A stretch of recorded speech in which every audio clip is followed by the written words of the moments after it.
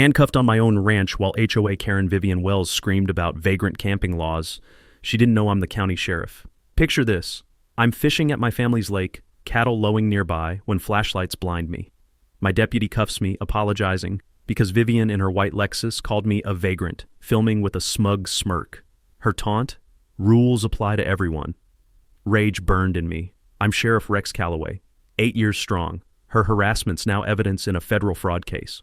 Small towns spill secrets, and Vivian's are ugly. Today, badge gleaming, I'm slapping cuffs on the real criminal. Got an HOA horror story? Drop your wildest Karen clash below. Where are you watching from? Bet your HOA Karen never went this far. Let me back up and tell you how this whole mess started. I inherited this 47-acre ranch from my grandfather, Bull Calloway, a man who could stare down a tornado and make it change direction. This land's been in our family since 1952, back when handshake deals meant something and neighbors helped neighbors without asking what's in it for them. The crown jewel? A spring-fed lake so clear you can count pebbles 15 feet down. The smell of mesquite smoke from evening campfires mixed with that clean lake smell always reset my head after a hard week. Been county sheriff 8 years now. Domestic violence calls, meth labs, accident scenes that stick to your soul like tar. By Friday evening, I'm running on fumes and bad coffee. That lake's my therapy. Pitch a tent, catch some bass, listen to nothing but water lapping against the shore and cattle settling in for the night. Recent divorce didn't help my stress levels, nothing dramatic. Sarah and I just grew apart like trees planted too close together. She kept the house in town with its manicured lawn and homeowner association rules. I got my sanctuary back. Fair trade. Then Hurricane Vivian blew in from California. Vivian Thornberry Wells, 58 years old, arrived 2 years ago in her pristine white Lexus SUV. You know the type. Blessed license plate frame, perfectly styled blonde hair that doesn't move in wind, and an attitude that could freeze hell over. She bought the biggest house in Meadowbrook Estates, the new development that sprouted up like poison ivy along my eastern property line. Within 6 months, she'd elbowed her way into being HOA president. Her campaign promise? Bringing proper standards to this community. The artificial vanilla scent of her car air freshener still makes my stomach turn. I've got nothing against folks wanting nice neighborhoods, but Vivian imported that militant California HOA mentality to rural Texas, where people had been getting along just fine for generations, without somebody measuring grass height with a ruler. Our first meeting happened on a Tuesday evening. I'm unloading fishing gear when I hear gravel crunching under expensive tires. Vivian emerges flanked by her loyal minions, Pudge Morrison, a retired insurance adjuster with dead eyes and too much time, and Delilah Kranz, former city planning clerk who got forced out for being too nitpicky even for government work. Sheriff Calloway, Vivian announced in that honey-dripped voice that immediately set my teeth on edge. We need to discuss your recreational activities. She handed me an official violation notice zip-tied to a clipboard like she was serving a federal warrant. The charges? Unsightly temporary structures and non-conforming recreational activities affecting community standards. $500 fine. 7-day compliance deadline. The sound of that crisp violation paper fluttering in the evening breeze still makes my jaw clench. Ma'am, I said, keeping my voice level, this property predates your HOA by 40 years. I've got the original surveys to prove it. Her smile never wavered, the kind of smile sharks give seals. Paperwork can be complicated, Sheriff. Rules are rules. This isn't the Wild West anymore. Delilah stepped forward, clipboard clutched like a weapon. Wouldn't want any complaints about law enforcement professionalism reaching the county commissioners. The threat hung in the air like smoke from a house fire. Crystal clear. Play ball or they'd torpedo my career. I've arrested tweakers with better people skills than these three. Ladies, I said, tipping my hat with exaggerated politeness, I'll certainly look into this matter. Y'all have a blessed evening. Driving home, I stopped for gas station coffee that tasted like burnt disappointment and wondered what fresh hell I'd stumbled into. Turns out, I had no clue how deep this rabbit hole went. But Bull Calloway didn't raise a quitter, and these ladies were about to learn that some fights choose you whether you want them or not. Within a week, Vivian kicked her campaign into high gear like a woman possessed. I came home from a 3-day camping trip to find she'd been busy as a tick on a hound dog. My phone was blowing up. County Planning Office, Environmental Agency, even the State Water Commission. Seems someone filed formal complaints about potential water contamination and wildlife habitat disruption at my property. The metallic taste of anger mixed with morning coffee when I realized the scope of her assault. Deputy Martinez pulled me aside at the courthouse. "Sheriff, you need to see this." He showed me surveillance photos of Vivian positioned on the roadside with a telephoto lens, documenting my property like she was gathering evidence for a murder trial. But that wasn't the worst part. Turns out she'd hired a paralegal and joined Facebook groups, Rural Property Rights Warriors and HOA Legal Victory Stories. Her post painted me as a stubborn local sheriff who thinks his badge puts him above community standards. 847 comments of anti-law enforcement garbage that would make your grandmother reach for the soap. One post stopped me cold. Sometimes you have to make examples of people who think they're untouchable. Badges don't make you special. This sheriff is about to learn that lesson the hard way. That crossed a line. Time for my counterpunch. I spent the next morning in the county archives, digging through dusty boxes that smelled like old leather and forgotten promises. Years of sheriff work taught me that paper trails don't lie, and everybody's got secrets if you know where to look. The satisfying sound of old survey maps unfolding across my kitchen table like battle plans. What I found made me grin like a possum eating persimmons. Princess Vivian's perfect development had some dirty laundry. When Meadowbrook Estates got built, 3 houses, including hers, violated creek setback requirements by 15 to 20 feet. They were sitting in flood easement territory, which is about as legal as a $3 bill. The best part? They knew. Internal documents showed the developer greased the palm of a county planning clerk who got fired 18 months later for corruption. I remembered that scandal. Guy took bribes to rubber stamp permits. Back then, I thought about property owners getting screwed. Now I realized Vivian was one of the screwers, not the screwies. My grandfather always said you gotta let folks dig their own holes. So I decided to fight this as a private citizen, not as sheriff. No badge, no authority. Just one Texan standing up to a California transplant with delusions of grandeur. The whole mess became prime entertainment at Marlene's Diner. Small towns love drama, especially when it involves somebody getting too big for their britches. The comforting smell of chicken fried steak and diesel exhaust as the evening crowd rolled in with their opinions. That HOA Lady versus Rex dominated every conversation. Town split predictably. Newcomers talked about property standards, while old-timers muttered about outsiders telling folks what to do. Marlene started an unofficial betting pool. Current odds favored me, but Vivian had deep pockets and California crazy on her side. Gus from the hardware store mentioned she'd tried citing him for parking his work truck in his own driveway. Commercial vehicle violation, she called it. 3 other locals shared similar harassment stories.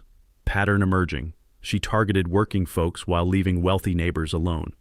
That's when I remembered something from Police Academy about property law. Texas has strong adverse possession protections. You can't just form an HOA around existing property and claim authority over it. Original property rights trump new community agreements every single time. Wish I'd paid more attention back then instead of thinking about fishing. 3 days later, Vivian proved she wasn't backing down. Her latest Nextdoor post read, "Does anyone know if camping counts as livestock? Asking for a friend?" I had to laugh. Woman was dumber than a box of rocks, but persistent as a hungry mosquito. My phone buzzed with a text from Martinez. "Boss, you might want to brace yourself. Word is she's planning something big for next week." Little did I know just how big. Vivian's something big turned out to be a surveillance operation that would make the NSA proud. She organized what she called a Property Standards Committee, basically her personal spy network. 5 Meadowbrook residents got patrol schedules, assigned shifts, and clipboards for documenting my every move like I was running a criminal enterprise instead of enjoying my God-given right to fish on my own land. The unsettling feeling of being watched every time I stepped outside my front door. Ring cameras sprouted overnight like digital mushrooms, strategically positioned on their properties but aimed straight at mine. Technically legal since they were on their own lots, but creepy as a stalker's photo album. Every time I fired up my truck or grabbed the mail, motion alerts probably lit up their phones. Then my own department started getting swamped with calls. 23 reports in 8 days from the same number. Suspicious camping activity, possible vagrant encampment, ongoing trespassing situation. Deputy Martinez, rookie that he is, didn't know it was my property and actually drove patrol checks twice. The irony tasted more bitter than gas station coffee at 3 a.m. Vivian was building a paper trail thicker than a phone book, setting up her public nuisance case. Had to admit, her tactical thinking was solid even if I wanted to arrest her for breathing. But I didn't get to be sheriff by being stupid. Years of law enforcement taught me that people's pasts predict their futures. So I did what any good cop does. Ran Vivian Thornberry Wells through every database I could legally access. What popped up made my jaw drop. 3 previous addresses across California and Arizona. 3 separate HOA disputes. Same exact playbook every single time. Move in, seize control of the board, systematically harass problem neighbors until they sell cheap, then mysteriously those properties get flipped for huge profits. The sound of evidence printing at 2 a.m. in my office told an ugly story. Bakersfield, forced out elderly couple after citing them for excessive religious decorations. Phoenix, drove away single mom with disabled kid through constant noise violations. Each time, properties sold for 20 to 30% below market value to community-minded buyers who just happened to be Vivian's associates. The Phoenix case went to court. Lawsuit filed, settled privately, records sealed tighter than Fort Knox. But sealed doesn't mean invisible when you've got badge access. That's when it clicked like a shotgun shell chambering. This wasn't about my camping or community standards. This was about cold, hard cash. Vivian wasn't just a control freak. She was running a real estate scam with an HOA uniform. I needed perspective, so I drove to Marlene's diner where all the town's wisdom gets served with coffee and pie. "Gus," I said, sliding into the corner booth, "tell me more about those other folks Vivian's been hassling." The smell of bacon grease and honest conversation filled the air as Gus laid out the pattern. Elderly widow whose husband just passed, sudden violation notices about unmaintained landscaping. Young mechanic restoring a classic Camaro, cited for commercial activity in residential zone. Vietnam vet growing vegetables for therapy, agricultural use violations. All got the same treatment. Daily documentation, legal threats, then helpful offers to relocate somewhere more suitable to their lifestyle. "She's picking off the vulnerable ones," Gus said, stirring sugar into coffee black as crude oil. "Folks who can't afford lawyers or don't know their rights." That's when Dr. Reginald Thornberry shuffled over, looking like a man who'd lost a fight with his own conscience. "Sheriff," he whispered, glancing around like his wife might materialize from thin air. "I need to apologize for Vivian's behavior. She's done this at every place we've lived. I thought retirement might calm her down, but money just makes her hungrier." He slipped me a business card for a divorce attorney. Really good lawyer, helped me understand my legal options regarding marital asset separation. Even her own husband was planning his escape route. Walking back to my truck, I texted my old training partner at the state police. "Remember when drunk teenagers were our biggest headache?" "Why? What fresh hell you dealing with now?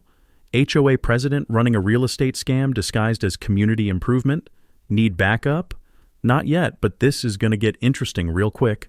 Storm clouds were building on the horizon, and Vivian Thornberry Wells had no idea she was about to get hit by a Texas-sized reality check.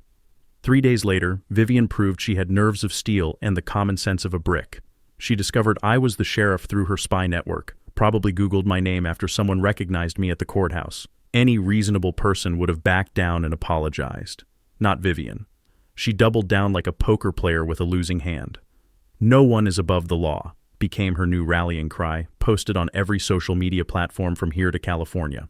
But here's where she really stepped in it. She contacted county commissioners directly, demanding I recuse myself from any HOA-related calls, then threatened to involve the state attorney general over conflict of interest and abuse of public office.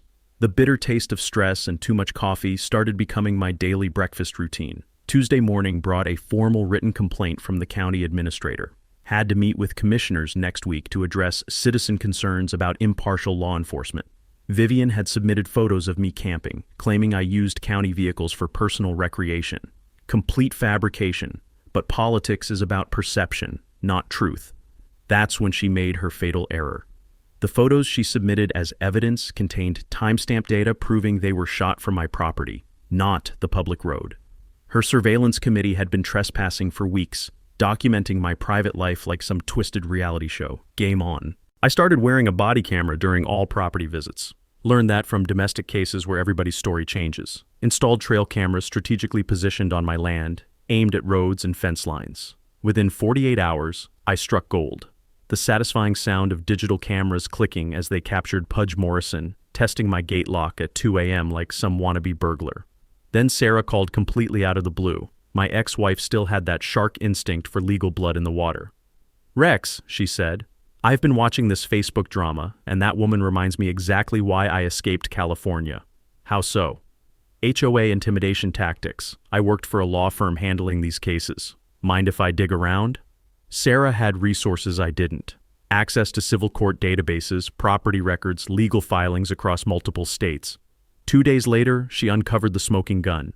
The rustle of legal documents spread across my kitchen table like a treasure map to justice.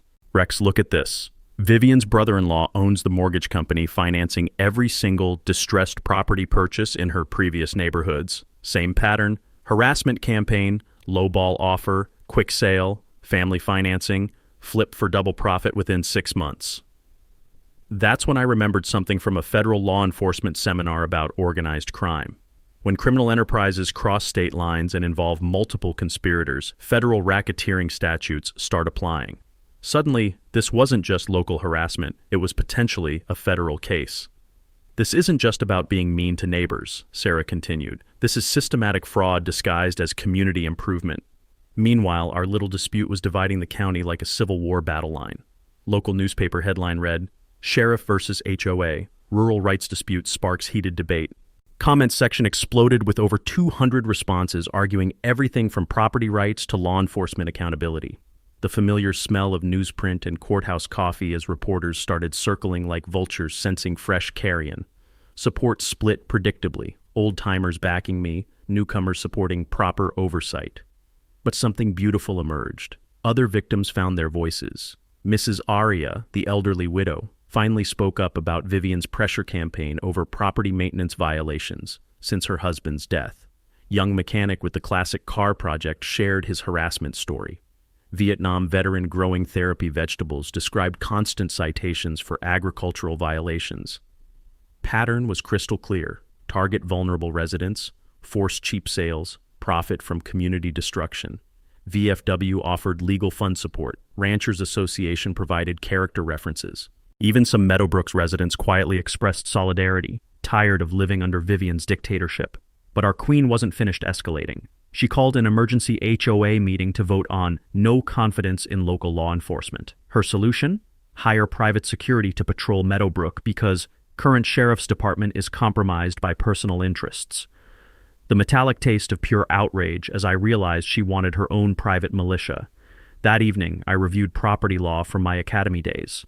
Texas strongly protects landowner rights. You can't just declare authority over existing properties through surveying and intimidation.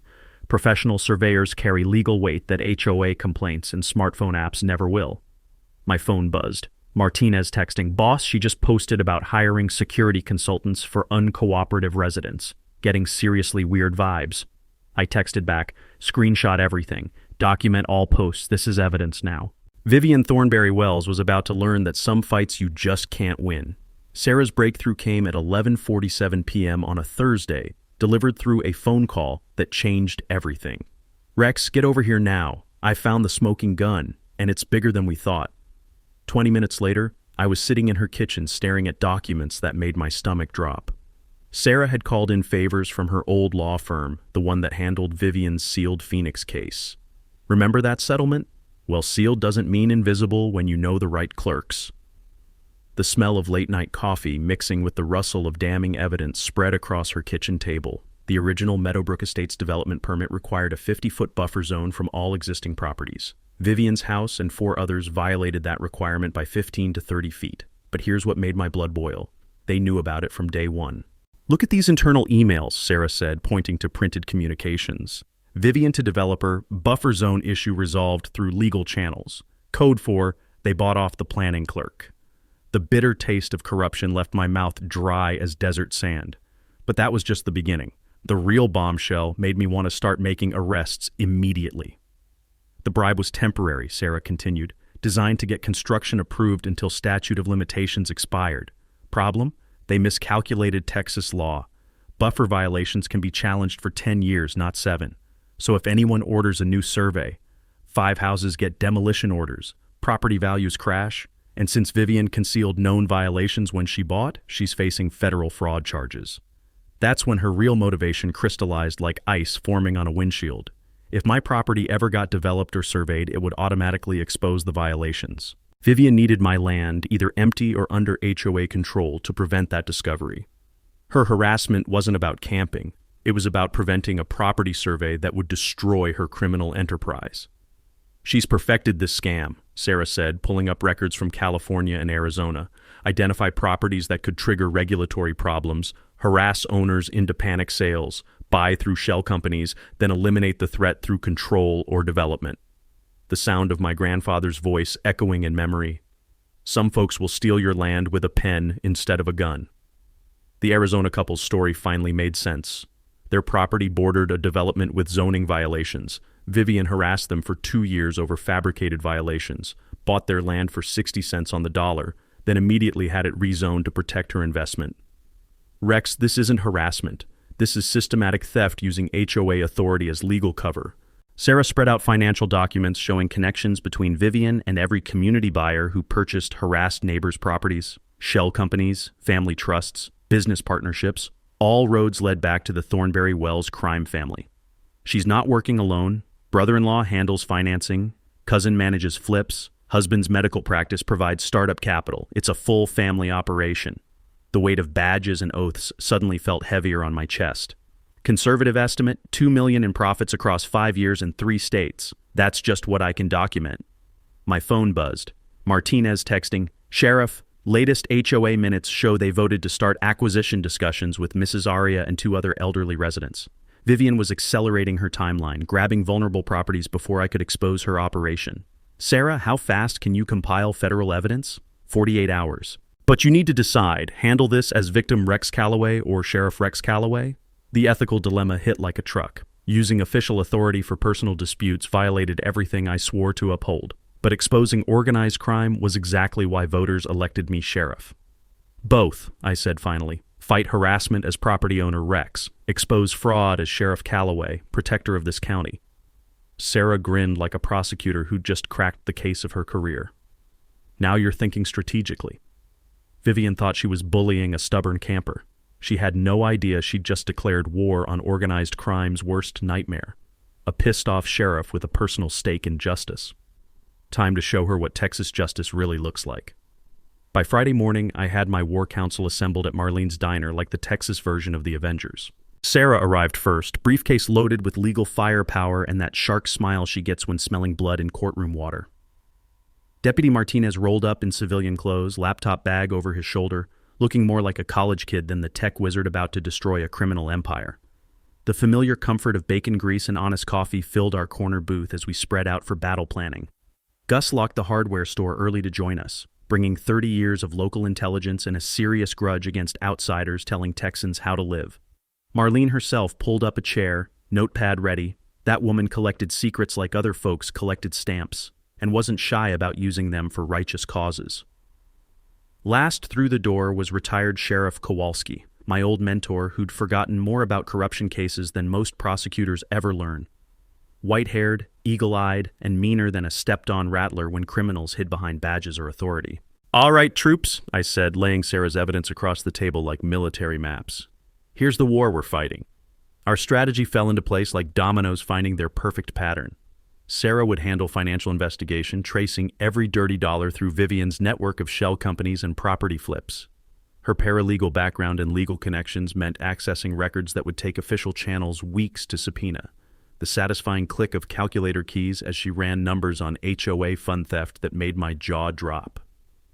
"Rex, they've stolen $47,000 from their own community members," she announced. "Used HOA dues to pay for harassment campaigns, private investigators, even that paralegal research. It's like charging victims for their own torture." Martinez would coordinate digital evidence collection, creating an airtight case file that federal prosecutors would drool over. Screenshots, surveillance footage, phone records, everything documented with timestamps and legal annotations. "I've been tracking their online patterns," he said, fingers flying across keyboard keys. "They coordinate harassment through private Facebook groups, share strategies for targeting problem residents, even celebrate successful property acquisitions like some kind of sick game." Community intelligence fell to Gus and Marlene, who between them knew every family secret and financial struggle in the county. They'd identify other victims, document harassment patterns, and organize neighborhood support for our public confrontation. "Mrs. Aria isn't their only target," Marlene revealed, consulting her handwritten notes. "They've got lists, elderly folks, single parents, anyone they think can't fight back. Makes my blood boil." The scratch of pencils on legal pads documenting decades of local wisdom. Kowalski would provide strategic guidance, drawing on his experience with corruption cases that actually stuck in court. His knowledge of county politics and judicial attitudes was pure gold. He knew which judges would be sympathetic and which prosecutors had backbone for taking on organized crime. "Here's what you need to understand about property fraud," he said, stirring sugar into coffee black as crude oil. "It's not about the money, it's about power. These people get off on destroying lives, and they're usually too arrogant to cover their tracks properly." That's when Sarah dropped her biggest bombshell yet. "I found their training materials," she said, pulling out printed emails. Vivian's been sharing best practices with HOA presidents in other states. They've got playbooks for targeting vulnerable residents, step-by-step guides for creating legal harassment, even template letters for lowball purchase offers. The metallic taste of pure rage as I realized this wasn't just local crime. It was a franchise operation. Years of police work taught me that criminals love patterns, and Sarah had found theirs. She explained how county clerk records reveal everything. Property title research shows ownership history, transfer patterns, even suspicious timing that screams fraud. Every transaction leaves breadcrumbs that investigators can follow backward through shell companies to find the real money. Better yet, Martinez added, open records laws mean government communications are public. I can request every email between HOA representatives and county officials, looking for coordination or selective enforcement patterns. The legal angle was bulletproof. When harassment becomes part of systematic property acquisition across state lines, federal racketeering statutes start applying. RICO cases carry serious prison time and asset forfeiture, the kind of penalties that make white-collar criminals wet themselves. The sound of justice gears grinding into motion echoed in my ears like beautiful music. Our timeline was aggressive, but doable. Sarah needed 48 hours for financial analysis. Martinez would have digital evidence compiled by Sunday. Gus and Marlene would rally community support for Monday's showdown with county commissioners. "What happens when Vivian realizes we're onto her?" I asked. "Desperate people do desperate things," Kowalski observed. "Our job is being ready when she makes her final mistake." As if summoned by our conversation, my phone buzzed with an unknown number. "Sheriff Calloway, some accidents happen to people who don't know when to quit. Friendly advice." I showed the message to our counsel. Sarah's grin could have powered the courthouse. "Congratulations, Rex. She just handed us evidence of criminal threats against a law enforcement officer. The trap was baited and set. Now we just had to wait for Vivian Thornberry Wells to hang herself with her own rope." Monday morning brought proof that Vivian had officially crossed the line from annoying to dangerous. Martinez called at 6 a.m., voice tight with concern. "Sheriff, someone hit your property hard overnight. 4 tires, gate lock superglued shut, and they left you a present on the front porch." The bitter taste of morning coffee mixed with pure rage as I surveyed the damage to my truck. The present was a dead possum with a note pinned to its fur. "Last warning, smart people know when to quit." Classy, real classy. But vandalism was just the opening act. Turns out Vivian had discovered our investigation through her courthouse spy network, probably that brown-nosing clerk who'd sell his grandmother's secrets for a $5 tip. Instead of cutting her losses like any rational criminal, she escalated with the strategic brilliance of a cornered wildcat, the ominous sound of unfamiliar engines cruising past my property at all hours, day and night. She'd hired what she called a security consultant, ex-Houston cop named Burke who got bounced for excessive force complaints. Guy looked like a steroid advertisement gone wrong, driving around in a black pickup with windows darker than his soul. But Vivian's real genius move was targeting my badge directly. Anonymous complaints started flooding state police internal affairs faster than rain in a Texas thunderstorm. Sheriff uses department resources for personal vendettas, unprofessional conduct in property disputes, conflicts of interest compromising law enforcement. Each complaint was crafted just truthful enough to require investigation. Nothing provable, but sufficient to drown me in bureaucratic quicksand while she grabbed more vulnerable properties. The metallic taste of helpless frustration as I realized she was trying to suspend me before our public showdown. That's when Burke made the mistake that sealed his fate. Saturday evening, I'm grilling burgers when this walking muscle farm strolls onto my property like he owned the deed, bold as a brass monkey, grinning like he'd already won. "Sheriff Calloway," he said in that fake friendly tone bad cops use before things go sideways. "Mrs. Thornberry Wells wants to make you an offer." I kept flipping meat, letting him hang himself with his own rope. "I'm all ears. 50,000 cash. You relocate somewhere more compatible with your situation. Everyone walks away satisfied." When I didn't jump at his generous proposal, his demeanor shifted darker than storm clouds. Course, accidents happen to stubborn folks who don't recognize good advice when they hear it. What Burke didn't know was that FBI agent Patterson had already contacted me about their multi-state investigation. They'd been tracking property fraud patterns across Nevada, Oregon, and Arizona that matched our situation exactly. My body camera wasn't just recording threats, it was gathering federal evidence. The satisfying knowledge that every word was being documented for prosecutors who specialized in interstate crime. But I wasn't just sitting around collecting threats like some passive victim. While Vivian hired muscle and filed complaints, my team was building a prosecution case that would make federal attorneys weep with joy. Sarah had compiled financial evidence showing systematic money laundering through property flips, HOA fund theft totaling over $60,000, and shell company networks designed to hide criminal profits. Martinez traced their digital conspiracy through social media coordination, encrypted communications, and shared strategy documents. These amateurs had been operating so openly they practically begged for federal attention. The steady accumulation of evidence clicking together like puzzle pieces forming a prison sentence. Community support was growing stronger daily. Mrs. Aria found courage to speak publicly about harassment, inspiring 3 other elderly residents to share their stories. Young mechanic with the classic car came forward. Vietnam veteran growing therapy vegetables added his testimony. Pattern was undeniable. Systematic targeting of vulnerable residents for financial exploitation disguised as community improvement. But Vivian's desperation was reaching psychotic levels. She organized an emergency HOA meeting demanding county hire private security because local law enforcement is compromised. Translation, she wanted her own militia to intimidate opposition. The sharp smell of fear mixed with expensive perfume as Meadowbrook residents started questioning their dictator's sanity. Meeting turned into full rebellion. Homeowners demanded accounting for missing funds, questioned harassment campaign legality, and started discussing complete board replacement. Vivian's response? Doubled down on insanity, restraining order requests against me for stalking and threatening. When courts laughed that out, she petitioned county to declare my property a public nuisance requiring immediate seizure. Meanwhile, Burke escalated his intimidation campaign. Grocery store parking lots, courthouse steps, even outside Marlene's diner during our planning sessions. Professional stalking designed to make me feel hunted in my own county. The reassuring weight of my service weapon reminding me that some situations require direct action. Here's what made me smile. FBI agent Patterson revealed they'd been building a federal case against property fraud networks for 2 years. Vivian's operation was the missing link connecting crimes across multiple jurisdictions.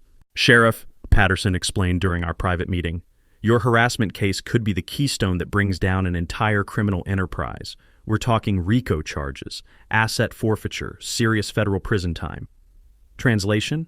Vivian thought she was fighting a local property dispute when she'd actually declared war on federal law enforcement. The beautiful sound of justice machinery grinding into motion as our trap reached completion. County commissioners' meeting was 3 days away. Vivian believed she was walking into her victory celebration where she'd publicly humiliate me and force my resignation. Instead, she was about to star in the most spectacular arrest video Texas had seen since they busted that oil executive embezzlement ring. Sometimes the best revenge is just letting criminals destroy themselves. 3 days before the commissioners' meeting, Vivian decided to go nuclear with a move so spectacularly stupid it belonged in a criminal justice textbook. She called a press conference. Not just our local paper, mind you. This woman convinced Channel 7 News from Dallas to drive 2 hours for what she pitched as David versus Goliath, community leader fights corrupt sheriff.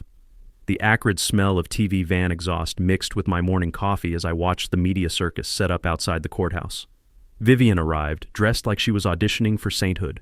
White dress, pearl necklace, enough makeup to stock a department store. The whole production screamed, innocent victim, louder than a fire alarm. Ladies and gentlemen of the press, she began, voice trembling with practiced emotion. I'm just a concerned citizen trying to protect our community from a sheriff who believes his badge places him above the law. She dabbed at non-existent tears while cameras rolled, spinning a tale of harassment and intimidation that would have won Oscar nominations for creative fiction. Mini twist. What made my day was the phone call I'd gotten an hour earlier. Burke, Vivian's hired muscle, had been arrested for drunk driving the night before, and immediately started cooperating to save his skin from both legal prosecution and the loan sharks he owed money to. The sweet taste of irony as her own enforcer became our star witness. Burke had spilled everything, threats against property owners, coordination with harassment campaigns, even details about similar security services he'd provided for Vivian's operations in other states. Federal prosecutors were practically throwing immunity deals at him for cooperation, but Vivian was too busy performing for cameras to realize her world was collapsing. The press conference imploded when Channel 7's investigative reporter, a sharp-eyed woman named Rodriguez, started asking questions Vivian hadn't prepared for. Mrs. Thornberry Wells, how do you explain your HOA spending $47,000 on legal fees while claiming budget constraints for community improvements? Vivian's camera-ready smile flickered like a dying neon sign. Those are administrative matters handled through proper board channels. And what about reports that properties near your development have been purchased significantly below market value after intensive HOA enforcement campaigns? The beautiful sound of lies crumbling under professional journalism. Instead of gracefully ending the interview, Vivian committed career suicide by doubling down with conspiracy theories that would embarrass flat earthers. This sheriff has been stalking me for months, using taxpayer resources to intimidate law-abiding citizens. The corruption probably extends throughout the entire county government. Rodriguez's eyebrows shot up like she'd struck journalistic gold. Those are serious allegations. What evidence supports these claims? I have documentation of everything: surveillance footage, phone records, witness testimony. What she actually had was a fantasy novel written by Burke, who was currently singing federal songs to avoid decades in prison. The metallic taste of watching someone self-destruct on live television made my day complete. While Vivian performed her public meltdown, my team's silent preparation reached its final phase. Sarah had traced financial networks spanning 5 states, revealing over $3 million in fraudulent property transactions. Shell companies, family trusts, offshore accounts. The operation was more sophisticated than most international drug cartels. Martinez compiled digital evidence showing coordination between HOA boards across multiple states, shared harassment strategies, and actual training manuals for targeting vulnerable residents. These criminals had literally written textbooks for property theft. The steady accumulation of bulletproof evidence building toward inevitable justice. Agent Patterson's federal investigation was ready to execute. Simultaneous raids planned across Nevada, Oregon, Arizona, Colorado, and Texas. When they arrested Vivian tomorrow, they'd be dismantling an entire criminal network. Sheriff, Patterson explained during our final briefing, this is going to be the largest property fraud takedown in Bureau history. Your harassment complaint opened the door to prosecuting millions in interstate crimes. Community support exploded after the press conference disaster. Mrs. Aria organized a Support Our Sheriff rally that drew over 400 people. Local businesses donated food, the VFW provided security, and even Meadowbrook residents showed up to apologize for their association president's insanity. The warm embrace of genuine community solidarity washing away months of frustration. Vivian's response to overwhelming public support against her? Emergency motions claiming I was inciting mob violence and demanding private security protection from vigilante justice. Restraining orders multiplied like locusts. Against me, Sarah, Gus, Marlene, even Mrs. Aria for harassment conspiracy. Woman was throwing legal desperation at every available target. The pathetic sound of a cornered criminal running out of tricks and options. Her own family started abandoning ship. Dr. Thornberry filed for divorce, froze joint accounts, and provided federal agents complete access to financial records he'd been secretly maintaining. I documented everything, he told investigators. Kept records of every property scheme, every harassment campaign, every illegal payment. I knew this day would come. Even her brother-in-law, the mortgage company owner, flipped when federal agents threatened RICO charges carrying potential life sentences. Criminal loyalty evaporates quickly under federal pressure. The satisfying sight of conspiracy members turning on each other like hungry wolves.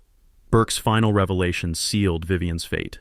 She'd been collecting blackmail material on local officials, planning to threaten exposure if legal pressure intensified.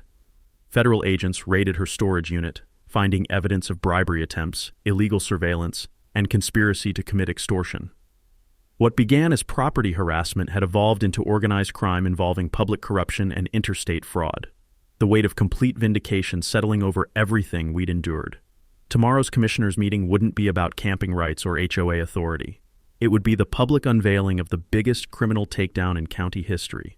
Vivian Thornberry Wells thought she was walking into her greatest triumph. Instead, she was about to discover what Texas justice looks like when you mess with the wrong sheriff's family land. The courthouse main hearing room was packed tighter than a Texas honky-tonk on Saturday night. 300 people crammed into a space designed for half that many, with another 100 standing outside listening through open windows. Commissioner Hendricks had moved the meeting to the largest room available, but even that wasn't enough for the crowd this showdown had attracted. The electric tension of anticipation crackling through air thick with nervous energy and cheap cologne. Vivian sat at the front table with her expensive lawyer, looking like she'd dressed for a funeral, which, considering what was about to happen, was probably appropriate. She wore a black power suit and that practiced victim expression she'd perfected for cameras. I sat across from her in full uniform, badge polished to mirror brightness, with Sarah and my evidence binders arranged like artillery pieces. Behind me, the community had turned out in force. Mrs. Aria in the front row, Gus and Marlene flanking her like bodyguards, retired Sheriff Kowalski nodding approval from the back. Media cameras rolled from 3 different angles. Channel 7's Rodriguez looked like a shark smelling blood, while the local newspaper photographer couldn't stop clicking pictures. Commissioner Hendricks called for order, his gavel echoing through the packed room. We're here to address citizen complaints regarding Sheriff Calloway's conduct in property-related matters. Vivian's lawyer stood first, presenting their evidence with theatrical flourish. Photos allegedly showing my abuse of authority, documented complaints about harassment, witness statements from her HOA committee. Commissioner Hendricks, the lawyer proclaimed, no one should be above accountability, especially sworn law enforcement officers who abuse their positions for personal gain. Vivian took the microphone next, launching into her practiced victim performance. I've tried to work within the system, but this sheriff has used his badge to intimidate and harass law-abiding citizens who simply want to maintain community standards. The familiar taste of lies hanging heavy in the courtroom air.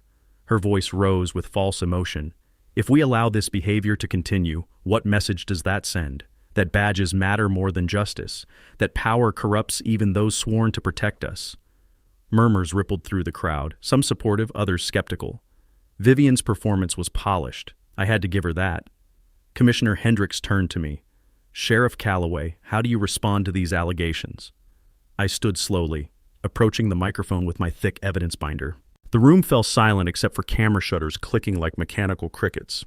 Commissioner Hendricks, I'd like to address these charges directly, I began, my voice carrying clearly through the packed room. But first, I think this community deserves to know the whole truth about what we're really dealing with here. Vivian's confident smile faltered slightly. I opened my binder and pulled out the financial documents Sarah had compiled. Mrs. Thornberry Wells claims this is about community standards and law enforcement accountability. The evidence tells a different story. The satisfying rustle of damning documentation as I spread charts and bank records across the table. Over the past 5 years, Mrs. Thornberry Wells has operated systematic property fraud schemes in California, Arizona, Nevada, Oregon, and now Texas. Her method is simple but effective.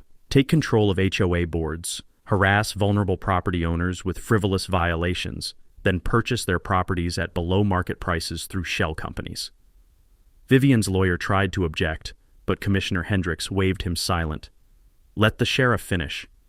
I pulled out more evidence. In Texas alone, she's stolen $63,000 from HOA members to fund harassment campaigns.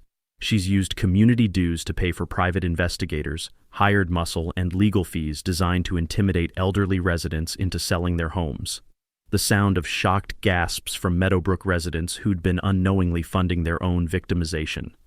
But here's where it gets interesting, I continued, pulling out Burke's confession. She hired ex-police officer Burke to threaten property owners who wouldn't cooperate.